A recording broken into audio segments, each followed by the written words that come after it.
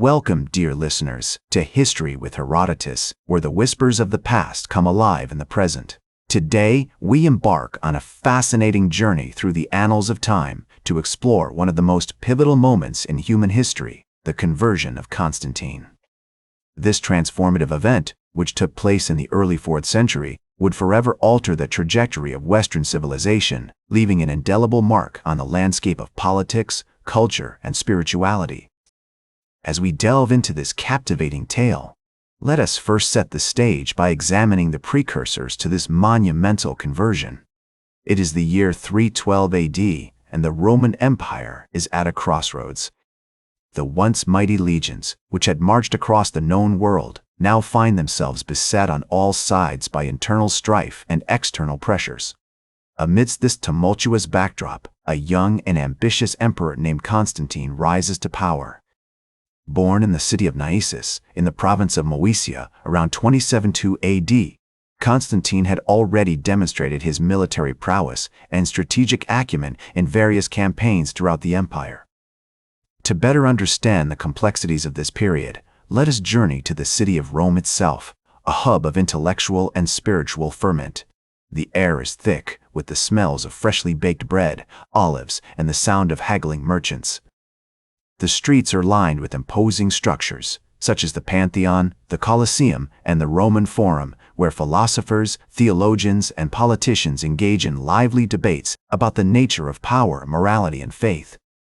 Figures such as Lactantius, a Christian apologist, and Porphyry, a Neoplatonist philosopher, would have walked these same streets, influencing the intellectual currents that shaped Constantine's thoughts and actions. As we explore the historical context of the conversion of Constantine, it becomes clear that the seeds of this momentous event were sown in the fertile soil of ancient traditions. The Roman Empire was a melting pot of cultures and faiths, with Christianity being just one of many religions practiced within its borders. However, Christianity had been gaining momentum, particularly among the urban populations and the educated elite. The Edict of Milan, issued by Emperor Constantine's predecessor, Galerius, in 311 AD, had granted Christians tolerance and freedom to practice their faith, paving the way for the events that would unfold.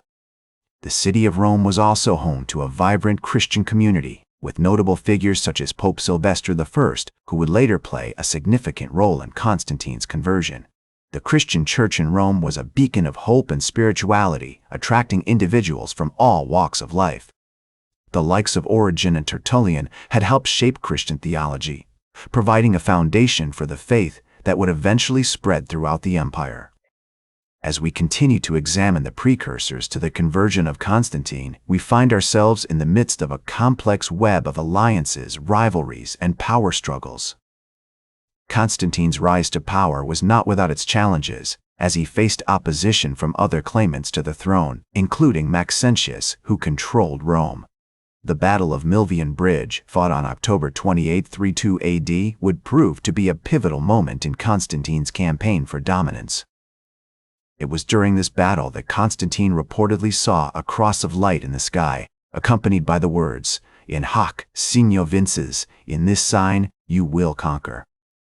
This vision, whether divine or merely a clever strategic move, would have far-reaching consequences, shaping the course of history and forever altering the relationship between Christianity and the Roman Empire.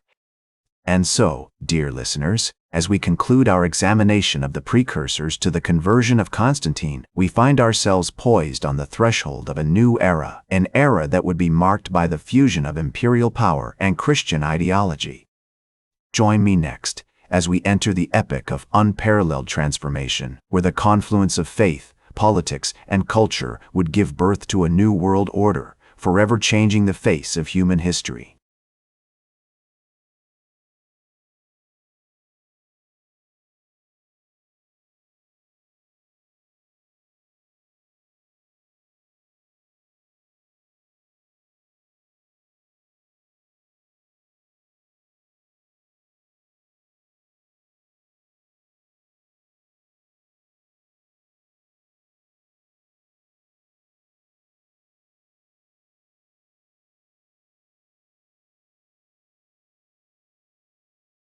Welcome back to History with Herodotus, where we continue our fascinating journey through the annals of time to explore one of the most pivotal moments in human history, the conversion of Constantine.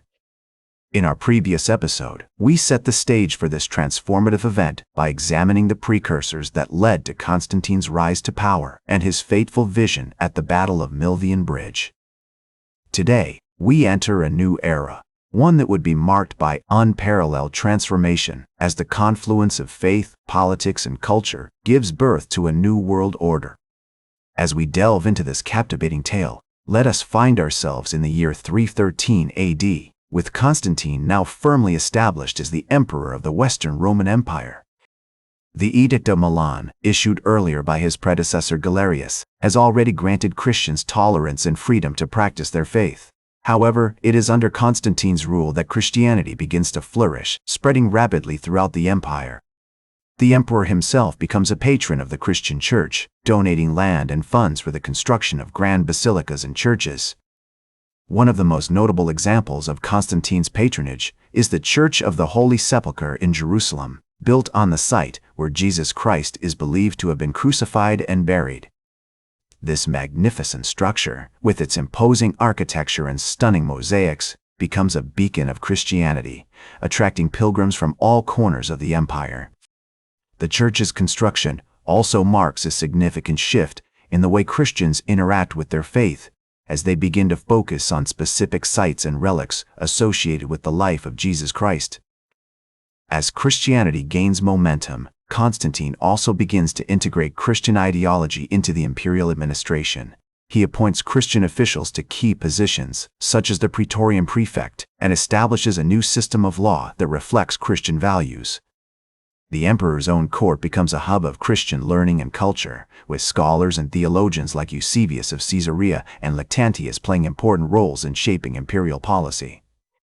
The city of Constantinople, founded by Constantine in 330 AD, becomes the new capital of the Roman Empire and a center of Christian power. The city's strategic location on the Bosphorus Strait allows it to control trade between Europe and Asia, making it a thriving commercial hub. As the empire's capital, Constantinople also becomes a melting pot of cultures, with Christians, Jews, and pagans living and working together. Constantine's conversion also has a profound impact on the Roman Empire's relationships with its neighbors. The emperor's newfound faith leads him to establish alliances with other Christian states, such as the Kingdom of Armenia, and to launch military campaigns against pagan tribes like the Goths and the Vandals. The Roman Empire's borders begin to take on a new shape, as Constantine seeks to spread Christianity and protect his empire from external threats. As we explore this pivotal moment in history, it becomes clear that the conversion of Constantine marks a turning point not only for the Roman Empire, but also for the development of Western civilization. The fusion of imperial power and Christian ideology gives birth to a new world order, one that will shape the course of human history for centuries to come. In this epoch of unparalleled transformation, we see the emergence of a new kind of Christianity, one that is deeply intertwined with the power structures of the Roman Empire. The likes of Constantine's mother, Helena, who embarks on a pilgrimage to the Holy Land and discovers the true cross, become legendary figures in Christian lore. The cult of relics, which emerges during this period, also plays a significant role in shaping Christian devotion and practice. As we conclude our examination of this fascinating era, we find ourselves at the threshold of a new chapter in human history. The conversion of Constantine has set in motion a chain of events that will forever alter the relationship between faith, politics, and culture. Join me next as we explore the legacy of Constantine's conversion and its far-reaching consequences for Western civilization.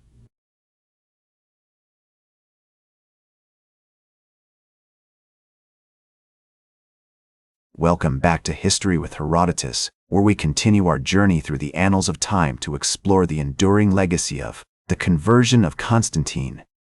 As we enter the epoch that follows the transformation of the Roman Empire under Constantine's rule, we find ourselves in a world where Christianity has become deeply intertwined with imperial power. In the years following Constantine's death in 337 AD, his sons and successors struggled to maintain the unity of the empire, while also navigating the complex web of Christian doctrine and politics. The Council of Nicaea, convened by Constantine in 325 AD, had established a framework for Christian orthodoxy, but debates over theology and ecclesiology continued to simmer. One of the most significant challenges faced by Constantine's successors is the rise of Arianism, a theological movement that questions the divinity of Jesus Christ. The Emperor Constantius II, who rules from 337 to 361 AD, is sympathetic to Arianism, and his reign is marked by a series of controversies and power struggles between Orthodox and Arian factions within the Church. Despite these challenges, the legacy of Constantine's conversion continues to shape the course of Western civilization. The establishment of Constantinople as the new capital of the Roman Empire creates a center of Christian power that will endure for centuries, influencing the development of art, architecture, and literature throughout Europe.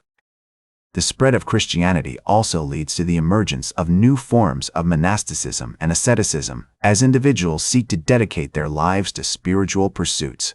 The likes of Saint Anthony of Egypt and Saint Tiny Basil of Caesarea become legendary figures in Christian lore, inspiring generations of monks and scholars to follow in their footsteps. As we explore this pivotal moment in history, it becomes clear that the legacy of Constantine's conversion is complex and multifaceted. While it marks a turning point in the development of Western civilization, it also creates new challenges and controversies that will continue to shape the course of human history for centuries to come. In the words of the historian Eusebius of Caesarea, the reign of Constantine marked the beginning of a new era, one in which the power of the empire was harnessed to promote the spread of Christianity. As we reflect on the enduring legacy of the conversion of Constantine, we are reminded that the confluence of faith, politics, and culture is a potent force that continues to shape our world today.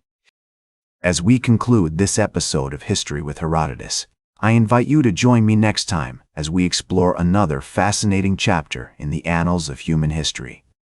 That's all for today's History with Herodotus. Remember to like, share, and subscribe.